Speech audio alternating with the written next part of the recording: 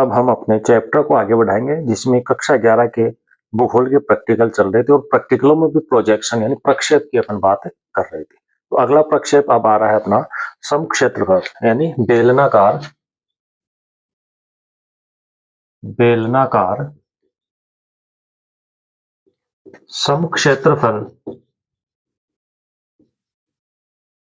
प्रक्षेप।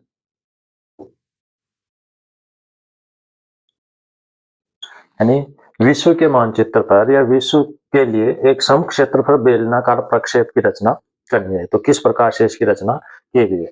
जैसे एक क्वेश्चन ले लिया है अपन कि आरएफ 1:32 करोड़ मापने पर विश्व का समक्षेत्रफल या बेलनाकार समक्षेत्रफल प्रक्षेप की रचना कीजिए जिसमें अंतराल 30 डिग्री का हो, यानी 30 डिग्री का जिसमें अंतराल रखा गया। 30 डिग्री अंतराल के आधार पर 32 करोड़ आरएफ पर निरूपक भिन्न के आधार पर अपन इसका वो रचना करेंगे। इससे पहले अपन फॉर्मूले के माध्यम से इसमें लिखेंगे कि ग्लोब का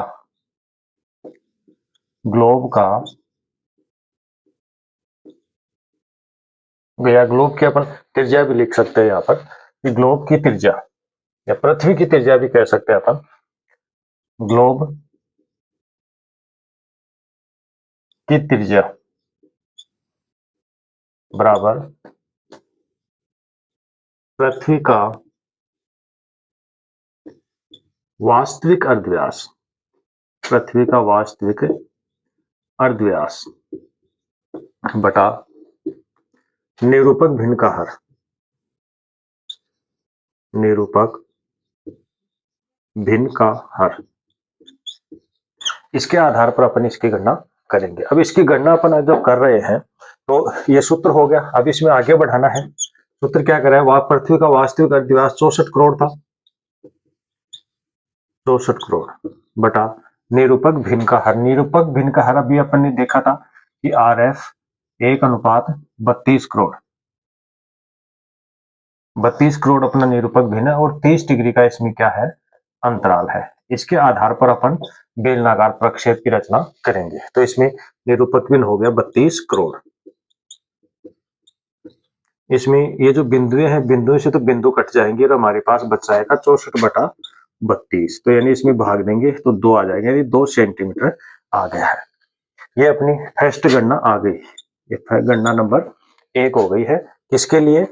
बेलनाकार समक्षेत्रफल प्रक्षेप की रचना के लिए। अब दूसरा प्रक्षेप यानी बेलनाकार प्रक्षेप के लिए करेंगे तो हमें 2 सेंटीमीटर का हमारे पास वृत्त आ चुका है। अब हमें विषुवत वृत्त की लंबाई चाहिए, तो इसके लिए भी सूत्र लगेगा। अगला पॉइंट देखो, विषुवत वृत्त, विषुवत वृत्त की लंबाई। इसके लिए अपन देख रहे हैं विषुवत वृत्त की लंबाई। इसके लिए एक सूत्र लागू होता है 2 पाई आर। अब इस 2 पाई आर के आधार पर अपन विषुवत वृत्त की लंबाई ज्ञात करेंगे। तो बराबर हो गया 2 का तो 2 आ गया, पाई का मान कितना होता है? 22/7 होता है इंटू त्रिज्या। अपनी त्रिज्या कितनी है? 2 सेंटीमीटर है। अब इसका आधार पर अपन निकालेंगे, यानी 88 हो गया, 88/7 बराबर इसके लिए कितना आएगा? 7 एकम 7 आ गया, 1 आ गया। अब ये एक शेष बच गया 18, 18 बच गए। ये कितने बचाएंगे? 7 दूनी 14, 14 बच गए। तो अब 18 में से 14 गया तो फिर 4 बच गए। 4 में भाग नहीं जा रहा है, ये पॉइंट उतार लिया, और उधर 4 में भाग नहीं जा रहा तो उधर बिंदु उतार लेंगे। तो इधर कितना हो जाएगा? 40 हो जाएगा। तो 7 पंजे 35, ठीक है। फिर 5 बच गए, फिर 50 हो गए। ये 7 7 49, तो यानी कि 12.57 सेंटीमीटर हमारे पास विषुवत वृत्त की लंबाई आ गई। ये होगी अपनी गणना नंबर 2। यहाँ पर सीधा सी भी अपन कर सकते हैं कि 12.5 सेंटीमीटर हमें चीज प्राप्त हुई है। अब ये विषुवत वृत्त की लंबाई भी अपन ने ज्ञात कर ली है। पहला वृत्त की चौड़ाई ज्ञात की कि वृत्त कैसे बनाएंगे। तो ये वृत्त हो गया आपका, इतना लंबा वृत्त लेना है और इसके ऊपर क्या करना है हमें? चलो अपन 7 हटाई देते, 12.5 ही मान लेते हैं। इसके ये हो गई विषुवत वृत्त की लंबाई हो गई। अब इसी की गणना को विषुवत वृत्त के ऊपर हमें देशांतर भी चाहिए, कितनी कितनी दूरी के ऊपर होंगे, तो उसकी गणना करते हैं। अब नीचे लिखते हैं विषुवत वृत्त पर, विषुवत, ये विषुवत जो वृत्त है ये क्या चीज है? वो मध्य रेखा है। भूमध्य रेखा। ध्यान देने वाली बात है ये, कहीं आप कंफ्यूज में ना हो जाओ कि ये विषुवत रेखा क्या है। तो विषुवत व्रत का मतलब हो गया भूमध्य रेखा है, 0 डिग्री भी अपन कह सकते हैं, जो पृथ्वी के बीचों बीच से गुजरती है, पृथ्वी को दो भागों में बांटती है, ये काल्पनिक रेखा है। फिर आगे है विषुवत व्रत पर देशांतर रेखाओं के बीच की दूरी। विषुवत व्रत पर देशांतर रेखाओं के बीच की दूरी ज्ञात करने, तो इसका भी एक सूत्र लागू होता है। वो सूत्र है 2 पाई इंटू अंतराल बटा 360 डिग्री, ये इसका फॉर्मूला लागू होता है। अब इस फॉर्मूले के आधार पर ही अपन देशांतर रेखाओं के बीच की दूरी निकालेंगे। तो 2 पाई आर, देखो ये रहा 2 पाई आर अपन ने निकाल लिया। तो 2 पाई आर अपना कितना आया था, 2 का 2 हो गया, पाई का मतलब 22/7, आर की मतलब हो गई त्रिज्या।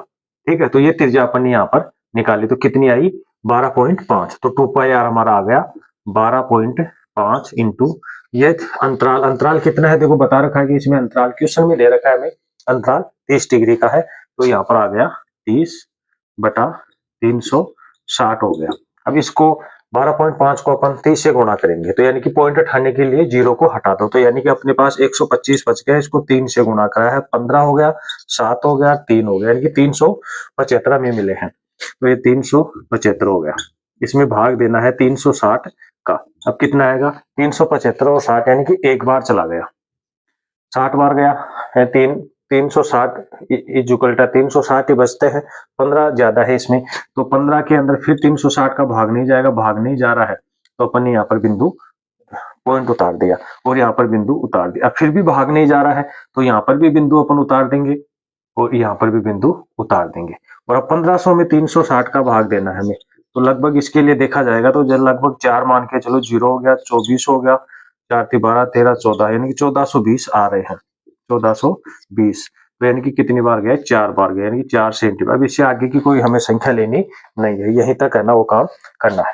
तो यानी यही अपनी क्या आ गई, विषुवत व्रत के ऊपर देशांतर रेखाओं के बीच की दूरी आ गई 1.04, यानी ये हमारी गणना नंबर 3 हो गई। अब इन तीनों गणनाओं को आधार मानकर हमें एक बेलनाकार समक्षेत्रफल प्रक्षेप की रचना करनी है। अब किस प्रकार से अपन करेंगे, तो सबसे पहले आपको ये फॉर्मूला जो अपने मैथमेटिकल जो गणना की है वो उतारनी है।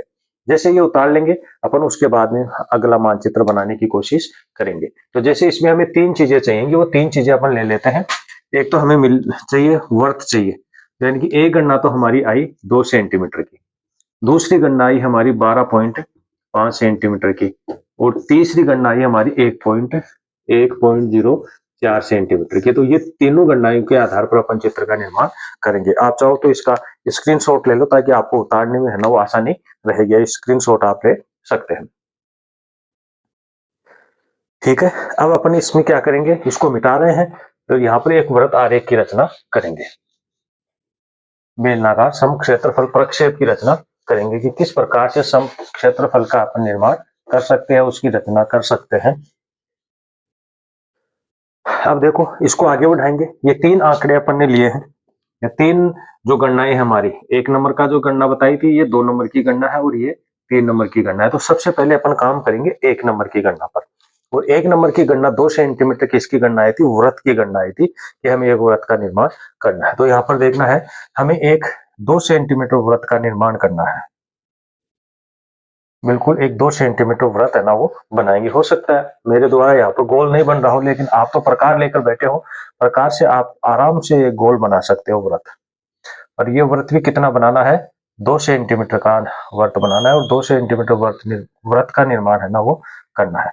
जैसे अपन ये 2 सेंटीमीटर का व्रत बना लिया, जैसे 2 सेंटीमीटर का हमारा व्रत हो गया है, तो ये यहाँ पर अपन ने प्रकार रखा था, प्रकार से आपके नोटबुक वगैरह में छिद्र हो गया होगा। तो ये जो छिद्र हो गया, तो छिद्र से मिलाते हुए हमें पृथ्वी के बीचों बीच एक रेखा गुजरनी है, जो 0 डिग्री देशांतरी रेखा है, जो हमारे ग्लोब को, पृथ्वी को 2 भागों में बांट रही है। यानी 180 डिग्री का कोण अपन ने ले लिया। ठीक, इसके बीच से भी एक त्रिज्या बना लेनी है हमें, या एक रेखा खींच लेनी है। ठीक है, ऐसे हमारे पास 2 भाग हो गए, 90 डिग्री का भाग हो गया, ये 90 डिग्री का भाग हो गया। क्वेश्चन में हमें क्या दिया गया था कि जिसमें 30 देशांतरों का या 30 डिग्री का अंतर होना चाहिए। तो ये आ गया। तो अब हमें क्या करना है, इसकी कोण 30 डिग्री के आधार पर इसके कोण बनाने है। तो एक 30 डिग्री का बना लेना है और एक 60 डिग्री का बना लेना है। ठीक है, ऐसे नीचे करना, 30 डिग्री का हो गया और ये 60 डिग्री का हो गया। ये तो अपनी जीरो रेखा थी, ओ रेखा थी, ए ओ ए हो गया, ओ हो गया और बी, ए ओ बी रेखा थी। ये 30 डिग्री का था, अंदर ही लिखते हैं इसमें। ये 30 डिग्री है, 60 डिग्री हो गया और ये 90 डिग्री हो गया। ठीक ऐसे ही 30 डिग्री का बना लिया, 60 डिग्री का बना लिया और ये 90 डिग्री का बना लिया। ऐसे अपन ने वृत्त का निर्माण किया और वृत्त के ऊपर क्वेश्चन के हिसाब से डिग्रियों में इसे बांट दिया है। अब अपन आगे इसकी गणना को आगे दोहराएंगे। ठीक है, वृत्त बनने के बाद में 2 सेंटीमीटर का वृत्त बन रहा है। जैसे 2 सेंटीमीटर का वृत्त बनकर तैयार हो जाएगा, अपन एक स्पर्शी रेखा खींचेंगे वृत्त के सहारे सारे। बिल्कुल वृत्त को काटेगी नहीं, बल्कि वृत्त को सिर्फ स्पर्श करती हुई आगे की ओर निकल जाएगी। ऐसे बिल्कुल बिना माप की। अब आप कहोगे कि सर कितनी सेंटीमीटर रेखा खींचे, कोई सेंटीमीटर नहीं है, अपने हिसाब से जो है ना ये सीधी रेखा खींच लो, केवल इसको स्पर्श करती हुई होनी चाहिए, वृत्त के जो है ना टच होती हुई आगे की ओर निकलनी चाहिए, इसे स्पर्शी रेखा कहते हैं। ठीक है, ये अपन ने यहाँ तक कि 1 नंबर तक का कार्य अपना पूरा हो गया है। अब अपना 2 नंबर 12.5 सेंटीमीटर आया था, यानी किसका आया था, विषुवत वृत्त की लंबाई आई थी। तो अब अपन को विषुवत वृत्त बनाना है, यानी ये जो रेखा है ये 0 डिग्री दिख रही है आपको, ये विषुवत वृत्त है। अब अपन स्केल लेंगे, स्केल से 12.5 सेंटीमीटर लंबी रेखा खींचनी है। तो स्केल का 0 पॉइंट यहाँ पर लगाएंगे अपन, जो स्पर्शी रेखा है, ये जो 0 डिग्री वाली रेखा है यहाँ पर स्पर्शी रेखा पर, और इधर स्केल से अपन क्या कर लेंगे, 12.5 सेंटीमीटर की बिल्कुल सीधी रेखा यहाँ पर अपन खींच देंगे। बिल्कुल सीधी रेखा आपको खींचनी स्केल के माध्यम से, ये सीधी रेखा खींच गई 12.5 सेंटीमीटर। ठीक वैसे ही फिर इधर डॉट डॉट के अंदर जो है ना, इस रेखा को हमें ऐसे दिखाना है, बिल्कुल 30, 60, 90 डिग्री ये जो रेखाएं हैं उसको ऐसे डॉट डॉट में हमें दिखा देना है। बिल्कुल ऐसे डॉट डॉट में हमें इनको दिखाना है। ठीक है, ऐसे के ऐसे। मेरे इस चित्र में थोड़ा जरूर इनकी चौड़ाई में अंतर आ सकता है, क्योंकि बिना माप के। फिर अब जैसे ही आया, दोनों तरफ की 30 डिग्री अक्षांश वाली जो रेखा है, इन दोनों तरफ की रेखाओं को इसके सहारे सारे बराबर बराबर अपना आगे की ओर बढ़ा देंगे। बिल्कुल आगे की ओर है ना, सीधी रेखा बढ़नी चाहिए, बिल्कुल समतल सीधी रेखा के आधार पर। जो विषुवत वृत्त की लंबाई 12.5 सेमी खींची थी अपनी, उतनी 30 डिग्री को भी बढ़ाएंगे, साथ साथ में 60 डिग्री को भी बढ़ाएंगे और 90 डिग्री को भी बढ़ाते चलेंगे। दोनों तरफ की, चाहे 30 डिग्री हो, 60 डिग्री हो या 90 डिग्री हो, इन तीनों दोनों तरफ की रेखाओं को अपना आगे बढ़ा देंगे और किसके बराबर कर देंगे, जो भूमध्य रेखा की जो दूरी अपन ने मापी थी 12.5 सेमी, उसी के बराबर आगे अपन इसे करते चले जाएंगे। इस प्रकार से अपन इसको आगे बढ़ाकर उसके पैरेलल यानी उसके समान है ना वो कर देंगे। ऐसे दोनों ही तरफ की चीज, दोनों तरफ की जो रेखा है ना वो बिल्कुल सीधी स्ट्रेट रेखा अपनी होनी चाहिए। और फिर जैसे 12.5 सेंटीमीटर के बराबर में सारी रेखाएं आ जाती है, तो इनको यहाँ से बंद कर देना चाहिए। ये यहाँ से अपन ने बंद कर दिया। ये हो गई अपनी दूसरी गणना, ये दूसरी गणना हो गई। और जो एक्स्ट्रा जो लाइन है, उन लाइनों को जो है अपन बिना माप की खींची थी उनको अपन मिटा देंगे। ऐसे इस प्रकार से इन एक्स्ट्रा लाइनों को है ना हमें मिटा देना है। बिल्कुल इस प्रकार से अपन ने मिटा दिया, तो हमारे लिए एक चित्र है ना वो बनकर तैयार हो रहा है। तो 2 गणनाएं हमारी पूरी हो गई। अब अपन गणना नंबर 3 के ऊपर हमें कार्य करना है। अब देखो, हमारा कार्य है कि बिल्कुल समझाना साधारण तरीके से, है ना, इसमें कोई रूल रेगुलेशन जो लगने वाले हैं वो लगाएंगे और बिल्कुल साधारण तरीके से समझाएंगे। तो अब हमें 1.04 यानी 1.04 के भाग करने, इसके 12 भाग करने हैं। ठीक है, अब 12 भाग अपन कैसे कर पाएंगे, 12 भाग सही नहीं होगा, तो ऐसे अपन इसमें क्या करेंगे, 7 भाग तो अपन करेंगे 1 सेंटीमीटर के और 5 भाग करेंगे अपन 1.5 सेंटीमीटर के। तो 7 सेमी ये हो गया और 5.5 ये हो गया। ठीक है, कितना हो गया, 12.5 सेंटीमीटर रेखा हो गया। अपन ने ये रेखा कितनी खींची थी, 12.5 सेंटीमीटर की रेखा खींची थी। तो 7 भाग हमें एक एक सेमी के करने हैं। ऐसे 1, 2, 3, 4, 5, 6, ये 7 भाग हो गए। ठीक है, ये 7 भाग हो गए एक एक सेमी के। अब हमें 5 भाग और करने हैं 1.5 के, इसमें हो गया 1, 2 3 4 और 5 ऐसे कुल मिलाकर 12 भाग होने चाहिए अपने 1 2 3 4 5 6 7 8 9 10 11 और 12 ये पूरे अपने भाग हो गए। 7 भाग तो हो गए, 7 बॉक्स तो बना लिए एक सेमी के 7 मीटर हो गई, फिर 5 बॉक्स बना लिए 1.5 के 5.5 मीटर तो टोटल 12.5 सेंटीमीटर हो गया। अपना पूरा का पूरा भाग है ना ये आ गया है। ठीक है, अब हमें क्या करना है, ये पश्चिमी देशांतर है इधर,